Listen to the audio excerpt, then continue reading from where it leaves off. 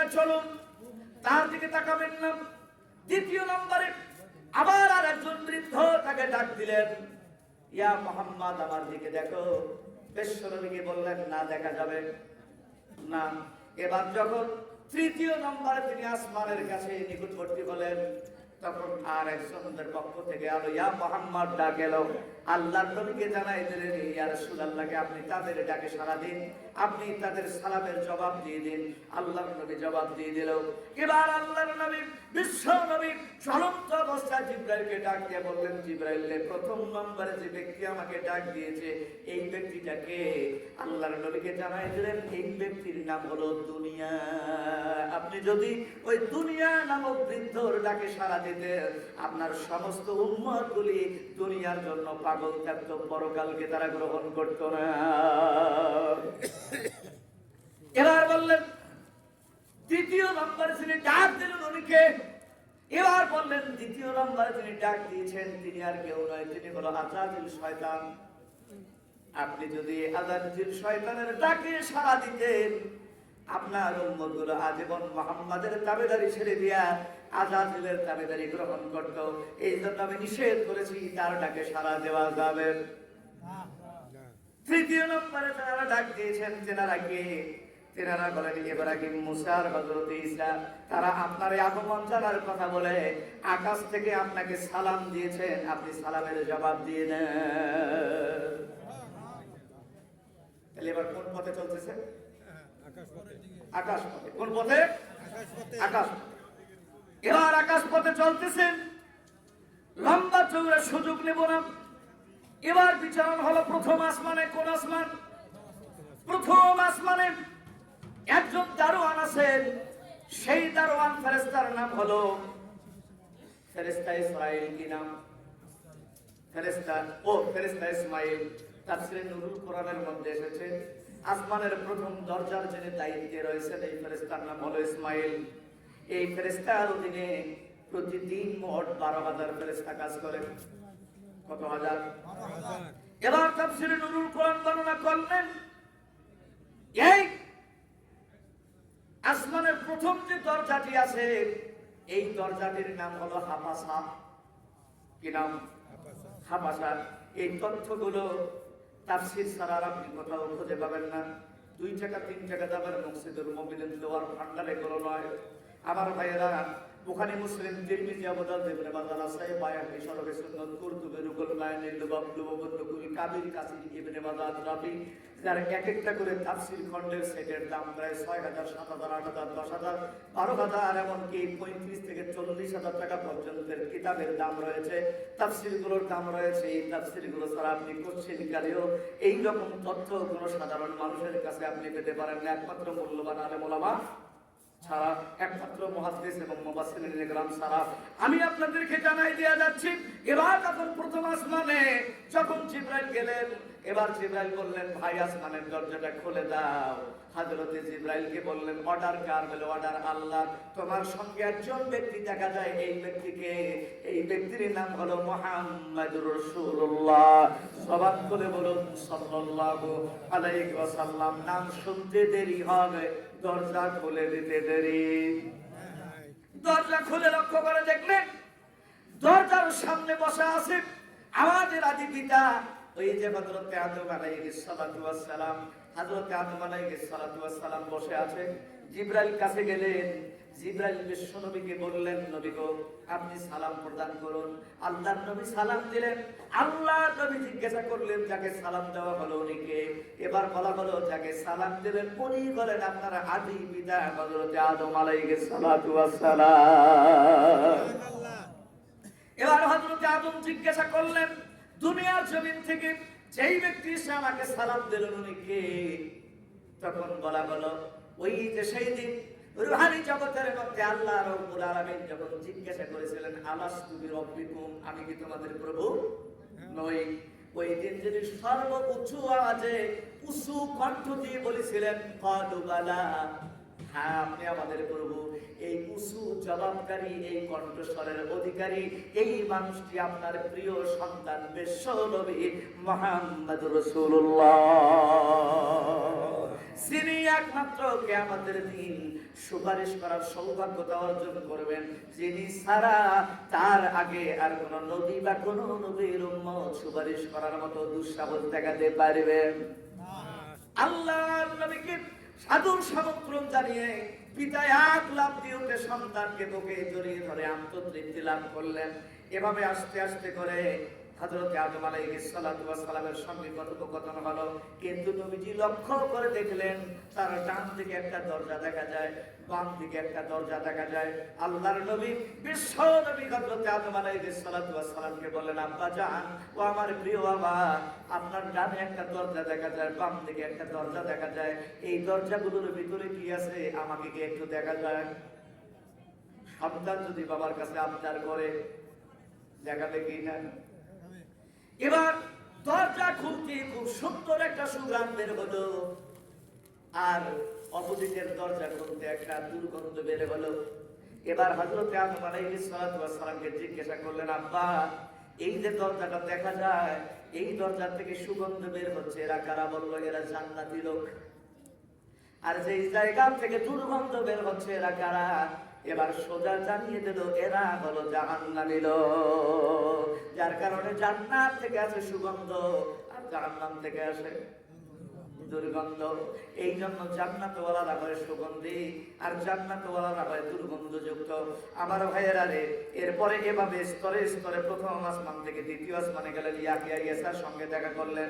তৃতীয় আসমানে গেলেন, হযরত ইউসুফের সঙ্গে দেখা করলেন।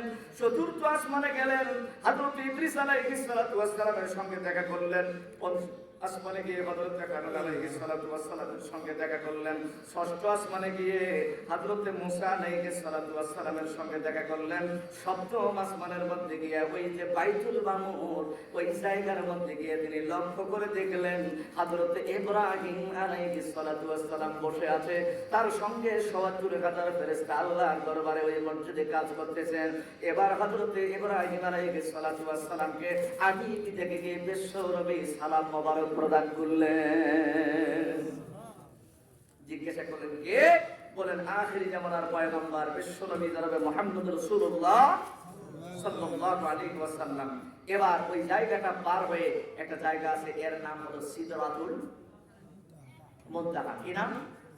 সিদরাতুল মুনতাহা। সিদরাতুল মুনতাহা এটা আরেকটা স্টেশন। হযরত জিবরাইল বলছেন যে আমি যদি এই স্টেশন থেকে এক চুল পরিমাণ নড়াচড়া করি, তাহলে আল্লাহ রাব্বুল আলামিনের অপার কুদরতের নূরের তাজুল্লিতে আমার পাকা আমি নিজে জলে পড়ে সারখার। অতএব এখান থেকে এক চুল পরিমাণ এগুলোর কোনো যৌক্তিকতা যৌক্তিকতা আমার কোনো ক্ষমতা এটা আমাকে দেয়া হয় না। এই জায়গাটার নাম কি? সিদরাতুল মুনতাহা। এই জায়গার মধ্যে একটা গাছ আছে, এই গাছটার নাম হলো বড়াই গাছ। কি গাছ? বড়াই গাছ। এই বড়াই গাছের পাতাগুলো ছিল মানে হাতির কানের মতো লম্বা চওড়া, আর ফলগুলো হলো বড় বড় কলসির মতো। জিবরাইলকে জিজ্ঞাসা করলেন যে এটার নাম কি? কি বলা হলো? বড়াই গাছ। এখন এখান থেকে নবীর স্টেশন পরবর্তী জগতের জন্য শুরু হয়ে গেল। আবার এখান থেকে বড় দায়িত্ব মানে বোরাকেরও দায়িত্ব শেষ। এবার শুরু হবে রফরফের দায়িত্ব। কার দায়িত্ব? রফরফ। তাহলে বোরাকের দায়িত্ব এখান থেকে শেষ। এবার কার ক্ষমতা থাকলো? রফরফ। পাঠাবে কে? আল্লাহ। আল্লাহর নবী বিশ্ব নবী বললেন যে আমি জিবরাইলের আসল আকৃতিতে দুনিয়ায় জিবরাইলকে মেরাজের রাত সহ দেখেছি মোট ৫ বার। কয়বার? ৫ বার। এটার অনেক ইতিহাস আছে। কোন কোন জায়গায় ৫ বার দেখেছে আমি এত বড় লম্বা বক্তব্য দেব না, এই বক্তব্যটা হয়তো অন্য সময় দেব। এবার ওই জায়গার মধ্যে তিনি আর একটা জিনিস দেখলেন, খুব সুন্দর জিনিস। সেই জিনিসটা ইয়াকুত এবং মুক্তা জমরুদ পাথর দিয়ে তৈরিকৃত একটা পাত্র, যার উপরে সবুজ রঙের একটা পর্দা দেয়া আছে, দুই কিনারায় মণি এবং মুক্তার তাবু দেওয়া আছে, এবং যার ভিতরে মিষ্টি দুধ এবং মিষ্টি মধু দেখা যাচ্ছে, এবং তার থেকে জান্নাতি সুগন্ধ বের হচ্ছে। হযরত জিবরাইলকে বললেন, জিবরাইল এই জিনিসটা কি? তিনি বললেন এটার নাম হলো হাউজে কাউসার। ইন্না আ'তাইনাকাল কাউসার ফাসাল্লি লিরাব্বিকা ওয়ানহার ইন্না শানিআকা হুয়াল আবতার। আপনাকে একটা কাউসার দান করা হবে, পানির নহর ঝর্ণা ধরা দান করা হবে। ইয়া রাসূলুল্লাহ, এই ঝর্ণা ধরা থেকে যদি কেউ জীবনে একবার পানি পান করে তার কোনদিন আর অন্তরে পিপাসা লাগবে না। এই জায়গাটার নাম হলো হাউজে কাউসার। এই পানি পান করাবেন কবে? সেই বিচার দিনে, যদি আমাদের নসিবে আল্লাহ বরাদ্দ করে থাকে। অবশ্যই উম্মতে মুহাম্মাদী হিসেবে আমরা আশা রাখি যে আমরা সেদিন কাউসারের পানির বোতল পান করবো ইনশাআল্লাহ। আর জোরে বলেন ইনশাআল্লাহ। আল্লাহ যেন আমাদের কাউসারের পানি পান করাবার ব্যবস্থা করে। যখন ওই জায়গাটা লক্ষ্য করে দেখেছেন যে যার কিনারা এই দুনিয়ার পূর্ব দিকের মতো প্রশস্ত, আর আরেক কিনারা পশ্চিম দিকের মতো প্রশস্ত, যার গভীরতা একমাত্র আল্লাহু আ'লামু বিমুরাদিহি, এক আল্লাহ ছাড়া আর কেউ জানে না কতদূর গভীরতা আছে। তবে মুফাসসিরিনে কেরাম বর্ণনা করেছেন ৭০,০০০ ফারসাখ। এখন ফারসাখের অনেক হিসাব আছে, আমি অত দূরে হিসাব দেওয়ার জন্য আপনাদের কাছে যাব না। এবার আল্লাহ রাসূল সিদরাতুল মুনতাহা থেকে জিবরাইল আলাইহিস সালাতু ওয়াস সালাম বললেন যে আমার পাওয়ার লেস, হুজুর আপনি এখন সামনে আগাবেন। হযরত জিবরাইলকে বললেন কেউ কোনো বন্ধুকে নিয়ে এসে কোনো একটা জায়গায় ফেলে কি এইভাবে চলে যায়? মানে কোন একটা বন্ধুকে নিয়ে গিয়ে বলতো চলো আমি তোমার সাথে ওই জায়গা বলতে যাই, কিন্তু আমি আর যাইতে পারবো না। কিন্তু তারপরেও জিদবাদ করে যে আমার সাথে একটু যাওয়া যায় না। বলছে যে না, এই জায়গায় শুধু যাওয়ার ক্ষমতা আপনার জন্য বরাদ্দ আর আমার জন্য বরাদ্দ। আল্লাহর নবীর বক্ষ অপারেশন হয়েছে মোট 4 বার। কয়বার? 4 বার বুক অপারেশন করেছে। এর মধ্যে মেরাজের রজনীতে আল্লাহ রাব্বুল আলামিনের বক্ষ অপারেশন করা হয়েছে। এই জন্য বক্ষের মধ্যে আল্লাহ এমন একটা নূর এবং বরকত দিয়েছেন যেন আসমানের ওই নূরগুলো গ্রহণ করার মতো, সহ্য করার মতো দক্ষতা আল্লাহর নবীর বক্ষে তৈরি হয়ে যায়। সুবহানাল্লাহ। যেখানে জিবরাইল গেলে পুড়ে যাওয়ার সম্ভাবনা আছে সেখানে তো মানুষ, অবস্থা কি হবে? তো নূরের ফেরেশতা, আর এটা হলো মাটি এবং নূরের দুইটার সমান। অনেকে বলে নবী মাটির তৈরি, আবার অনেকে বলে কোনটা ঠিক। এটা দলিল আমি শেষে দেব। কখন দেব? নূর না মাটি, এই কথাটি দ্বন্দ্ব আজকে নিবেশন করবো মাহফিলের শেষে। ঝগড়াঝাটি নয়, আপনারা অপেক্ষা করুন। এবার তিনি কোথায় যাবেন? আল্লাহর সঙ্গে দেখা করার জন্য।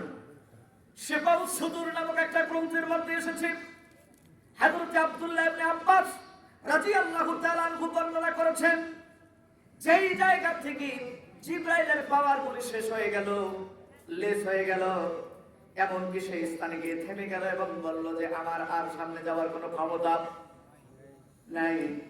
এবার আল্লাহ নবী বর্ণনা করেছেন জিবরাইলকে, জিবরাইলকে কেউ কি তার বন্ধুকে এভাবে পরিত্যাগ করে অন্যত্র যেতে পারে? হযরত জিবরাইল বলেন আমি যদি এই জায়গা থেকে এক চুল পরিমাণ নড়াচড়া করি আমি স্বয়ং জলে পড়ে সারকার হয়ে যাব, ওই জায়গায় যাওয়ার জন্য আমার কোনো অনুমতি নাই। এবার আল্লাহর রাসূলকে গ্রহণ করার জন্য আল্লাহ রাব্বুল আলামিন একটা বাহন প্রেরণ করে দিলেন যার নাম হলো রব। রব কি নাম? রব। রব যখন আসলেন এটার মধ্যে আল্লাহ রাসূলকে বসার জন্য আদেশ দেওয়া হলো, হে রাসূল আপনি বসেন। ওই সময় তিনি শুনতে পেলেন আপনি এই জায়গার মধ্যে পরিভ্রমণ করুন, আর এখন আপনার প্রভু নামাজ অবস্থায় রত আছে, সালাত অবস্থায় রত আছে। কি অবস্থা? আল্লাহর নবী চিন্তা করলেন আল্লাহ আবার কার নামাজ পড়ে? আল্লাহর নামাজ পড়ার দরকার আছে, আল্লাহ সালাত আদায় করার দরকার আছে। তাহলে আল্লাহ কি করে? সালাত আদায় করে। আর 2 নম্বরে তিনি লক্ষ্য করে দেখলেন যেই লোকটার কণ্ঠে বলল আল্লাহ নামাজ আদায় করছে, সালাত আদায় করছে, এই কণ্ঠটা আর দুনিয়ার কোনো সাধারণ মানুষের কণ্ঠ নয়, এই কণ্ঠটা হলো হযরতে আবু বকরের কণ্ঠ। বিশ্বনবী চিন্তা করলেন তাহলে কি আমার আগে আবু বকর এখানে এসেছে? সুবহানাল্লাহ বলবেন। সুবহানাল্লাহ। আমার আগে আবু বকর এখানে এসেছে। তাহলে কেনা চিন্তা হলো কয়টা? কি রে, আল্লাহ নামাজ আদায় করে কার? আর আবু বকর আমার আগে আসলে এখানে কিভাবে? চিন্তা করে আর যায়। ওই 2 চিন্তার মাঝে আল্লাহ পাক আরশে আজিমের মধ্যে তাকে তুলে নিয়েছে, আর কোনো চিন্তা নাই। দুই চিন্তা করতে করতে আল্লাহর নৈকট্য লাভ করার জন্য কোথায় গেলেন? আরশে আজিমে। কোথায়? এবার আল্লাহর কাছে গিয়ে প্রশ্ন করলেন, হে আল্লাহ, আপনি আবার কার সালাত আদায় করেন? আবার আল্লাহ বলেছেন, হুয়াল্লাযী ইউসাল্লি আলাইকুম ওয়া মালাইকাতুহু লিয়ুখরিজাকুম মিনাজ-যুলুমাতি ইলান-নূর। আমার সালাত আদায় করার অর্থ হলো, আমার সালাত আদায় করার হাকিকত হলো, আমার এই সালাতের অর্থ হলো আপনার এবং আপনার উম্মতের উপরে রহমত বর্ষণ করা। আর দুই নম্বরে, যিনি আবু বকরের মতো কণ্ঠ দিয়েছেন, আসলে তিনি আবু বকর নন। আবু বকরের কণ্ঠে আমি একজন ফেরেশতা নিযুক্ত করে দিয়েছি, এই জন্য আপনার কাছে সবচেয়ে দুনিয়ার একজন প্রিয় ব্যক্তি হলো হযরত আবু বকর, যার কারণে আপনি বন্ধু হিসাবে সবসময় পেয়েছেন। তাকেও যেন আজকের এই রাত্রে আপনি বরণ করেছেন, পেয়েছেন। আপনার ভিতরে যেন কোনো ভয় ভীতি তৈরি না হয়, এই জন্য আবু বকরের কণ্ঠযুক্ত একজন ফেরেশতা আমি আল্লাহ আপনার জন্য বরাদ্দ করে দিয়েছি। কথা পরিষ্কার? এবার কোথায় গেলেন? আরশে আজিমে। এবার যখন আরশে আজিমে আল্লাহ রাব্বুল আলামিন থেকে নিয়ে গেলেন, আমাদের সমাজে একটি কথা আছে যে রাসূল আল্লাহকে স্বচক্ষে দেখেছেন কিনা। রাসূল কি স্বচক্ষে আল্লাহকে দেখেছেন? একদল বলে দেখেছেন, আর একদল বলে দেখেন না। কিন্তু হাদিসের মধ্যে এসেছে, মুহাদ্দিসিন ইকরাম, মুফাসসিরিন ইকরাম বর্ণনা করেছেন, ইমাম আহমদ রাহিমাহুল্লাহি আলাইহি একটি মারফু হাদিস দ্বারা প্রমাণ করেছেন। তিনি বলেছেন, রাআইতু রাব্বি, আমি আমার রব, আমি আমার আল্লাহকে দেখেছি। কি করেছেন? কিন্তু এই কথা বলা হয় নাই তিনি চামড়ার চোখে দেখেছেন না অন্তর চোখে দেখেছেন। চোখ কয়টা? মানুষের চোখ কয়টা? একটা হলো চামড়ার চোখ, আর একটা হলো, কিন্তু এখানে আল্লাহ নবী বর্ণনা করেছেন রাআইতু রাব্বি, আমি আল্লাহকে দেখেছি। নবীজি কিন্তু সরাসরি বলে নাই আমি আল্লাহকে সরাসরি দেখেছি না অন্তরের চক্ষু দ্বারা দেখেছি। বিশাল একটা পার্থক্য। হযরত আয়েশা সিদ্দিকা রাদিয়াল্লাহু তাআলা আনহা বর্ণনা করেছেন, হাদিস খানা তিরমিজি শরীফের মধ্যে বর্ণিত আছে। মুহাদ্দিসিন ইকরাম, মুফাসসিরিন ইকরাম আমার পাশে পাশে বসা যোগ্য সমতুল্য আলেমে দ্বীন গভীর মনোযোগ দিয়ে বলেন, ক্বালাত মান যাআমা আন্না মুহাম্মাদান সাল্লাল্লাহু আলাইহি ওয়াসাল্লাম রাআ রাব্বুহু ফাকাদ আ'জাবা আলাল্লাহি তিরিয়ান। হযরত আয়েশা বলেন, যে ব্যক্তি বলবে আল্লাহ রাসূল আল্লাহকে স্বচক্ষে দেখেছেন, সে আল্লাহ এবং আল্লাহ রাসূলের উপর বিরাট মিথ্যাচার করলো। যে বলবে যে সরাসরি আল্লাহকে দেখেছে, সে আল্লাহ এবং আল্লাহ রাসূলের উপর বিরাট মিথ্যা কথা বলল। হাদিসটি কোন কিতাবে? তিরমিজি শরীফে। এবার আসুন আপনাদেরকে জানাই দিয়ে যাই, হযরত আবু জার গিফারি আল্লাহর নবী বিশ্ব নবীকে বর্ণনা করেছেন। হাদিস খানা মুসলিম শরীফের একম খণ্ড, হাদিস নম্বর 341 নম্বর হাদিস। যাদের বাড়ির ভিতরে এই কিতাব রয়েছে আপনারা খুলে দেখবেন, নাম্বারটা মিল করে দেখবেন, ভুল হবে না। হে আল্লাহর রাসূল, আপনি কি আল্লাহ রাব্বুল আলামিনকে দেখেছেন? আল্লাহর নবী বর্ণনা করেছেন, আল্লাহ রাব্বুল আলামিন বলেন, নূর আমি তারে কিভাবে দেখব? তার মানে হাদিস দ্বারা প্রমাণ হয় যদি দেখেন, বলেন দেখেন নাই। এবার আসুন তৃতীয় প্রমাণ দিচ্ছি কোরআন থেকে। আল্লাহ রাব্বুল আলামিন পবিত্র কোরআনুল কারীম সূরা আনআম 6 নম্বর সূরা 103 নম্বর আয়াতের ভিতরে বর্ণনা করেছেন, লা তুদরিকুল আবসার, লা তুদরিকুল আবসার। তাকে কি করা যায় না?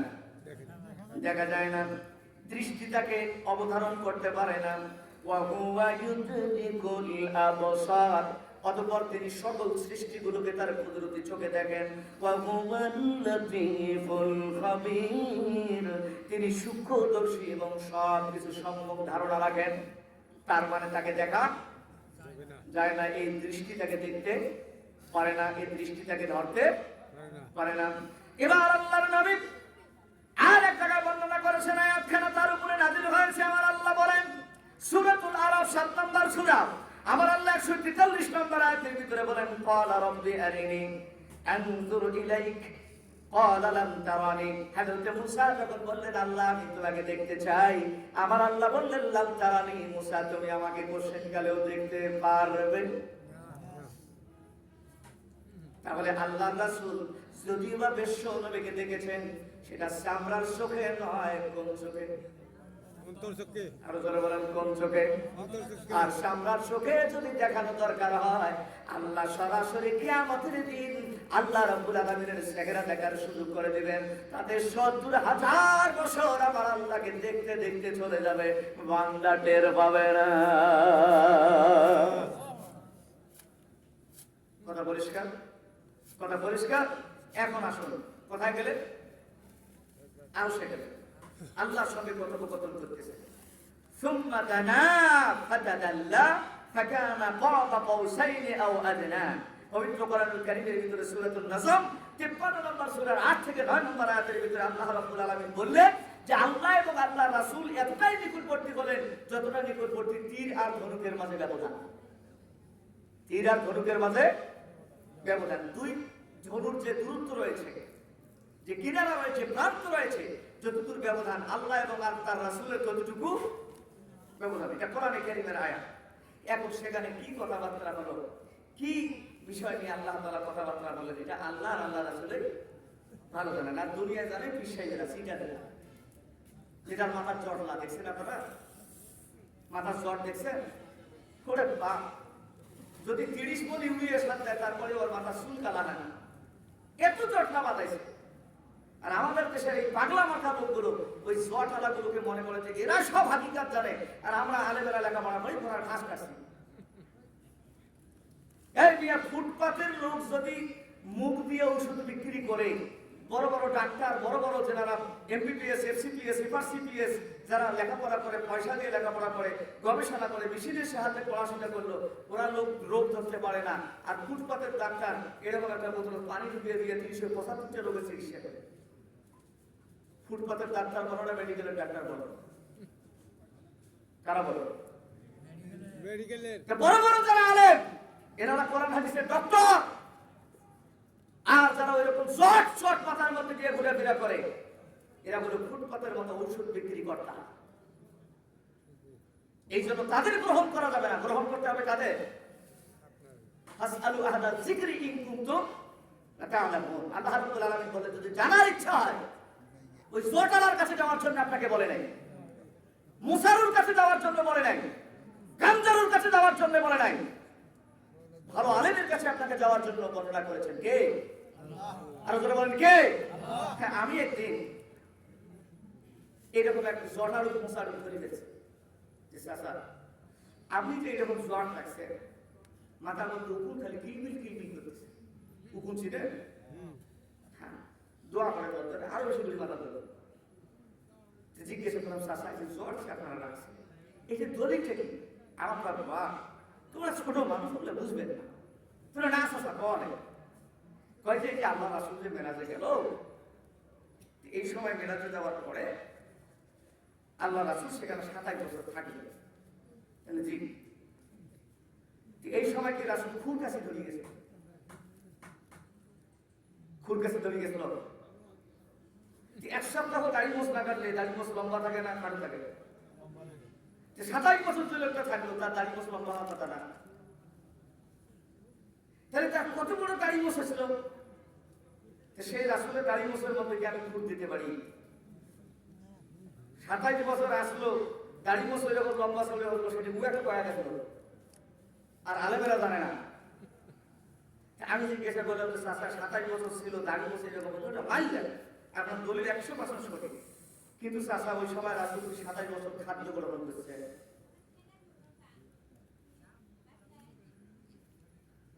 এখন যদি কয় করছে তার কোনো প্রমাণ আছে? আর যদি কয় নাই করে, তাহলে তোরা খান কেন? রাসূলের দাড়ি গোছের মধ্যে খুরকাশি লাগায় নাই, এটা যদি মানো, রাসূল 27 বছর খাদ্য গ্রহণ করে নাই, এটা মানো না। আমার কথা কি পরিষ্কার? 27 বছরে তিনি কখনো স্ত্রী সহবাস করেন নাই। তোমার 27 বছরে কয়টা ছাওয়া? 27 বছরে তিনি প্রসাব পায়খানা করে নাই। তুমি কি 27 বছরে প্রসাব পায়খানা করো না? মানে বাংলামি করার আর কোনো জায়গা পান না। এরকম উপস্থিত লোক আলেম ছাড়া এই ব্যক্তিগুলোকে কেউ ধরতে, আমি বললাম আপনারা যে বলেন কোরআন 90 পারা, কয় পারা? এই হাফিজগুলো 30 পারা দিয়ে ওয়াজ করে, 30 পারা দিয়ে তারাবি পড়ায়। ঠিক এই 30 পারা বাদ দিয়ে দুই একটা আয়াত আমাকে তো শুনেন।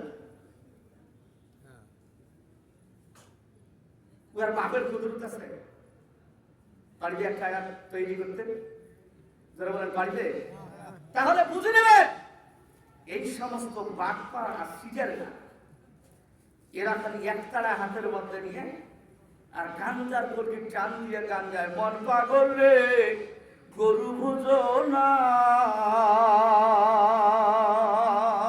গুরু পেলে শান্তি পাবি না, আরে গুরু নামে আছে সুধা, যিনি গুরু তিনি খোদা। যিনি বলে গুরু, উনি বলে খোদা। লাঠি মেরে ফেলে দেওয়া দরকার, কারণ একমাত্র আল্লাহ, তিনি ছাড়া আর কারো পায়ে সেজদা দেওয়ার কোনো অধিকার লা তাসজুদু ইল্লাল্লাহ, আল্লাহ ছাড়া আর কাউকে সেজদা দেওয়ার পারমিট দেওয়া। আর এরা গুরুর পায়ে নিয়ে মাথা লাগাই দিয়ে, কপাল লাগাই দিয়ে গুরুর পায়ে সুমা খায়, পুরুষ মহিলা কিনে সবাই মিলে গিয়ে গুরুর পায়ে সেজদা করতেছে, আর গুরু মজাটা বাইরে দিতেছে। নিজের স্ত্রীকে পাঠিয়ে দিয়ে গুরুর কাছে আপনি কিভাবে একজন স্ত্রীকে একটা সাধারণ মানুষের কাছে পাঠিয়ে দিয়ে আপনি নিস্তব্ধ অবস্থায় থাকেন? আপনি মানুষ না, আপনি সুপুরুষ না, আপনি কাপুরুষ। আপনার যদি কোনো প্রমাণ থেকে থাকে, কোনো দলিল থেকে থাকে, আমি এক শূন্য আলোচনা করবো না। কতটুকু পাওয়ার দলিল নিয়ে আসে আপনি দিয়ে আসেন। আমি বলছি তাফসীর এবং হাদিসের উপরে ডবল ডিগ্রি কমপ্লিট করেছি, রাষ্ট্রবিজ্ঞানে মাস্টার্স কমপ্লিট করেছি। আমি মানুষ যদিও ছোট হই, 22 বছর থেকে আমি এই কোরআন হাদিস গবেষণা করি, এই মঞ্চের মধ্যে কথা বলি। কোথায় সেজদা দেওয়া যাইতেছে আপনি নিয়ে আসেন, আমার কাছে সেটা প্রমাণ করুন। কথা পরিষ্কার? কথা পরিষ্কার? মেরাজের রাজনীতিতে আল্লাহ রাসূল 27 মিনিট 27 সেকেন্ড 27 ঘন্টা 27 বছর কত কি সময় থেকেছেন, এর সঠিক প্রমাণ কোন আলেম এখন পর্যন্ত দিতে পারে? আরো জোরে বলেন, পারে? এখন কথা হলো, আমাদের সমাজে লক্ষ্য করে দেখবেন আল্লাহ নামাজ ফরজ করলেন কত রাকাত? কত রাকাত? 17 রাকাত। আল্লাহ নামাজ ফরজ করেছেন দৈনিক 17 রাকাত। একজন বলছে আল্লাহ 17 রাকাত ফরজ করেনি, ফরজ করেছে 15 রাকাত। আরেকজন বলছে 15 রাকাত ফরজ করেনি, বলছে 11 রাকাত। কাটা ঠিক? ফজর কয় রাকাত? 2 রাকাত।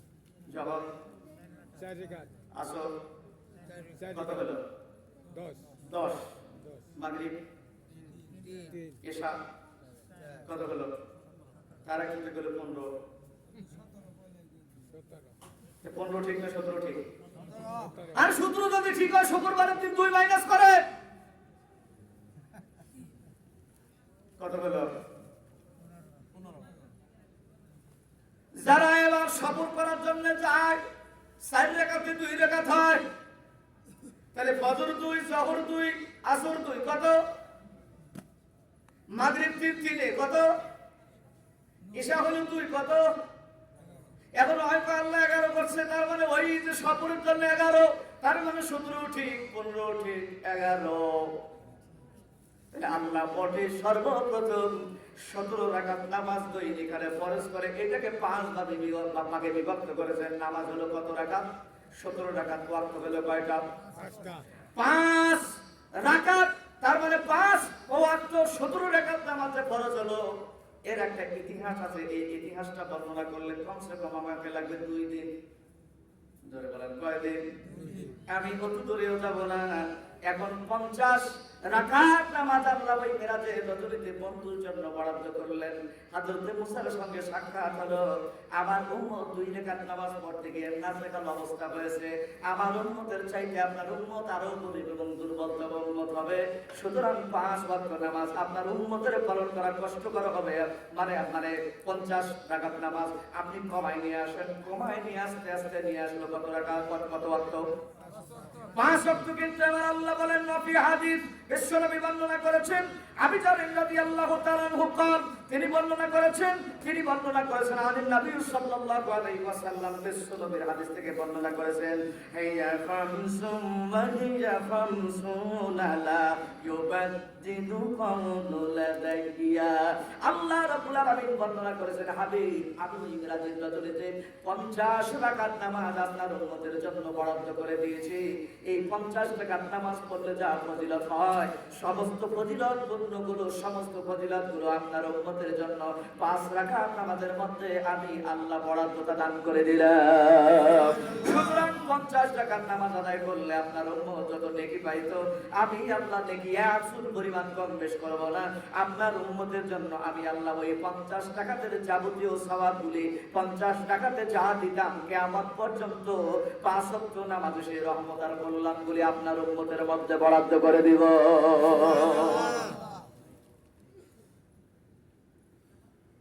সম্মানিত ভাইয়েরা, এখন বাজে 11:43।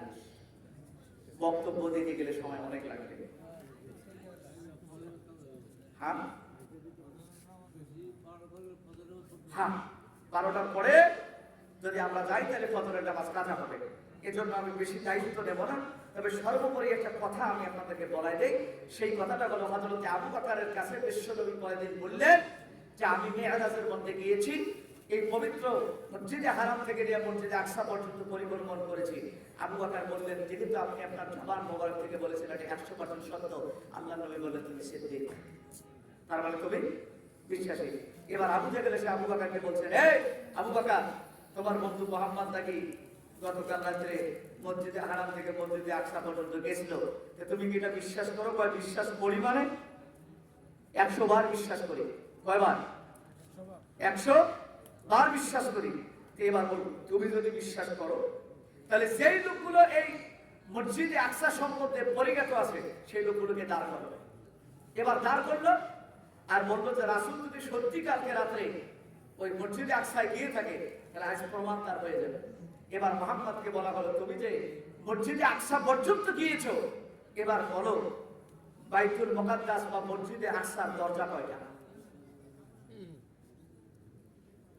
তার জানালা কয়টা, তার মেঝের মধ্যে কি পাথর দেয়া আছে, সেখানে কি কি চিহ্নগুলো দেয়া আছে। এবার আল্লাহ রাব্বুল আলামিনের দরবারে নবী প্রার্থনা করলেন,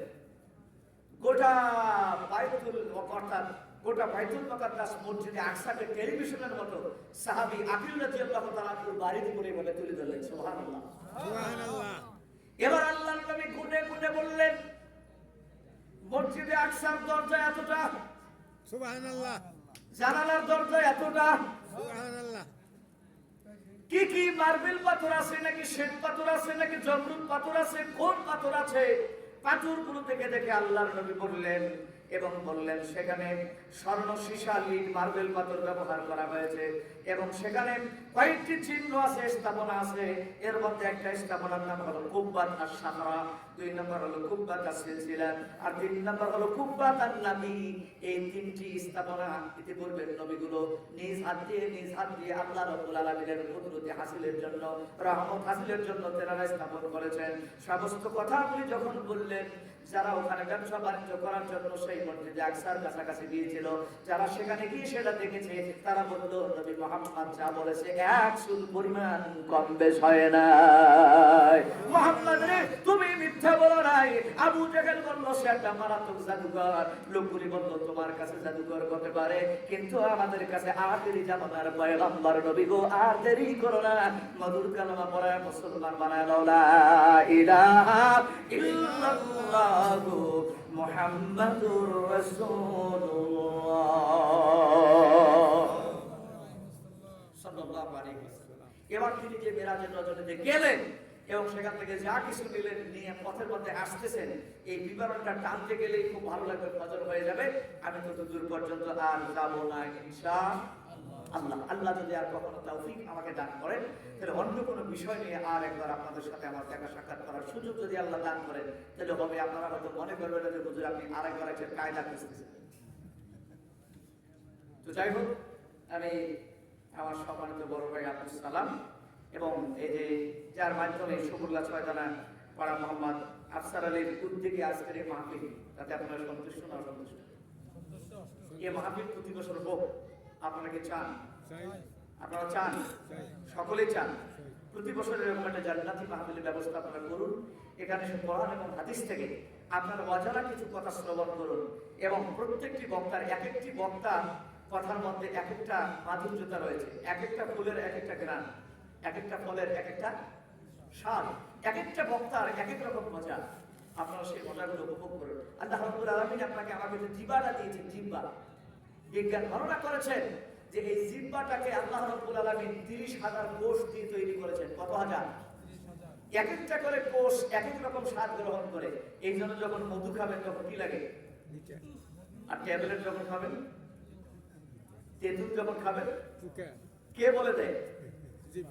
এই কোষগুলো তাকে বলে দেয়, যে তাকে বলে দাও কোটার স্বাদ কিরকম, কোটির স্বাদ কিরকম। আল্লাহ রাব্বুল আলামিন একটি জিহ্বায় বিজ্ঞানী বর্ণনা করেছে যে 30,000-এর বেশি কোষ দিয়েছেন। আপনি মুখের মধ্যে যাই দিবেন, পেট্রোল দিবেন, ডিজেল দিবেন, স্বর্ণ দিবেন, তামা দিবেন, তারপরে বারুদ দিবেন, এরপরে দস্তা দিবেন, স্টিল দিবেন, এরপরে জমরুদ দিবেন, তারপরে মণি দিবেন, মুক্তা দিবেন, হীরা দিবেন, জহরত দিবেন, এক একটা জিনিসের এক এক স্বাদ পাবেন। তাহলে আল্লাহ কত বড় সৃষ্টিকর কর্তা। আমি রবের উপরে আমার একটা নোট রয়েছে, what is the guardian of the Lord? এই বিশ্বের শ্রেষ্ঠ অভিভাবককে, সেই আল্লাহ। তিনি কে? তিনি হলেন রব, who has created this world, যিনি সব কিছুকে সৃষ্টি করেছেন, অ্যারেঞ্জ হিজ সিটিজ, এবং যার প্রয়োজনীয় সমস্ত ব্যবস্থা করেছেন, and give him perfection, এবং যেগুলোর মধ্যে আল্লাহ রাব্বুল আলামিন পরিপূর্ণতা দান করেছেন, তিনি হলেন কে? এই রব। এই রবের বক্তব্য যদি আমি দিতে যাই কমসে কম 30 দিন লাগবে, এবং যে বক্তব্যগুলো আমি দেবো রব সম্পর্কে ইতিপূর্বে কোনো আলেমের কাছে আপনি শোনেন নাই, সব আপনার কাছে নতুনত্ব বলে মনে হবে। এটা আমার জন্য পাওয়ার বা আমার জন্য অহংকারের কিছু নয়। আল্লাহ রাব্বুল আলামিন যদি আমাকে তৌফিক দান করেন আর যদি সুযোগ হয়, আমি আস্তে আস্তে করে যদি কখনো আসি আপনাদেরকে বোঝানোর চেষ্টা করবো ইনশাআল্লাহ। আমি লম্বা ছোট বক্তব্য দেবো না, আমি ছোট মানুষ, আমার কথাবার্তার মধ্যে ভুল ত্রুটি হলে ক্ষমা সুন্দর দৃষ্টিতে দেখবেন। এবং সুমূল্য সায়দানায় এই আফসার আলী সাহেবের বাড়িতে শুধু এখানেই নয়, আনাচে কানাচে আশেপাশে কোরআনের মাহফিলগুলো দিয়ে মজমাগুলোকে, এই জৌলুসগুলোকে আপনারা চিরন্তন ভাবে আঁকড়ে ধরে থাকবেন। বিনিময় আল্লাহকে আমাদের জান্নাতের মধ্যে উত্তম চাচা দান করবেন। পরকালে কাউসারের পানি দ্বারা আপনাদের আত্মাগুলোকে, আমার আত্মাগুলোকে পরিতৃপ্ত বানাবেন, এবং আরো সে আজিমের ছায়া দিয়ে আপনার আমার কলিজাগুলোকে আল্লাহ রাব্বুল আলামিন ঠান্ডা বানানোর পরিবেশ তৈরি করে দেবেন। দুনিয়ায় আপনাদেরকে জান্নাতে মেহমান, পরকালীন জীবনে আল্লাহ রাব্বুল আলামিন আপনাকে জান্নাতে স্বাগতম বান্দা হিসেবে গ্রহণ করে জান্নাতে প্রবেশ করার তৌফিক দিন। আমার কথাবার্তা বলার মাঝে ভুল ত্রুটি হলে আমাকে ক্ষমা সুন্দর দৃষ্টিতে তাকাবেন। আজকের মাহফিল শেষে দোয়ার মাধ্যমে আমরা সকলে বাড়ি যাব।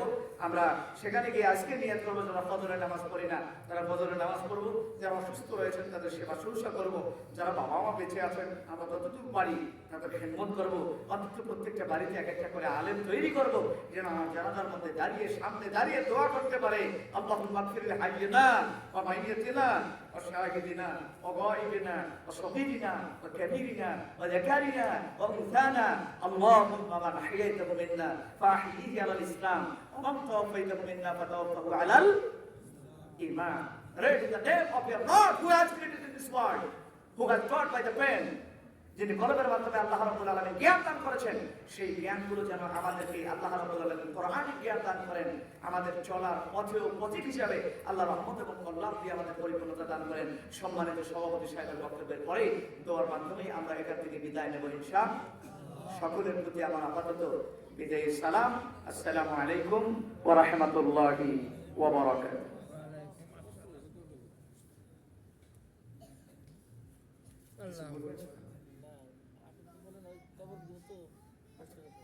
আপনারা যারা বাকিরে আছেন একটু তবারকের ব্যবস্থা আছে, বসেন, আমরা দোয়ার মাধ্যমে আপনাদেরকে এটা দেওয়ার চেষ্টা করবো ইনশাআল্লাহ।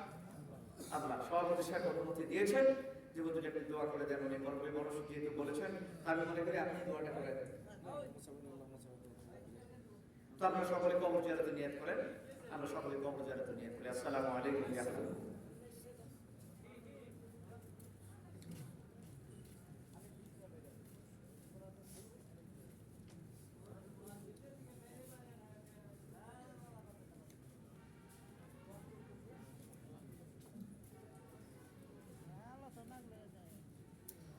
الحمد لله رب العالمين الرحمن الرحيم مالك يوم الدين إياك نعبد وإياك نستعين